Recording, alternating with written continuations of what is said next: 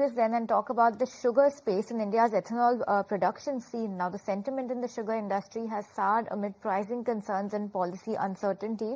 Adding to that pressure is grain-based ethanol production that is surging, with rice and maize output hitting record highs in FY25 and set to climb even further in FY26. So what does this shift mean for India's ethanol industry? Ashisha is joining us with more details on how to understand this shift in terms of these norms. Ashisha.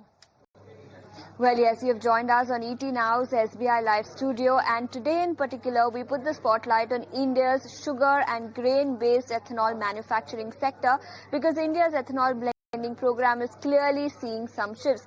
Let's put it into numbers for you. Remember, earlier India's ethanol blending program was dominated by sugarcane-based ethanol manufacturing, but the trend is now clearly changing, and now grain-based ethanol manufacturers are taking the lead. In fact, as a percentage of total ethanol manufactured in India, nearly 70% now comes from grain-based manufacturing versus 27% earlier.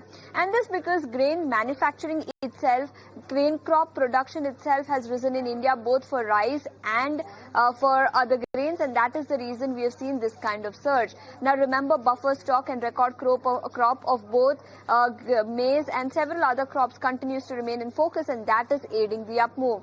Now in FY25, rice output stood at 150 million tons versus a 10-year average of about 120. So this clearly has seen an uptake. In fact, this is only set to rise further in FY26 as well. And the same story goes with maize as well. So clearly production has risen, and this is on account of increase in crop production that we have seen in India over the last few years.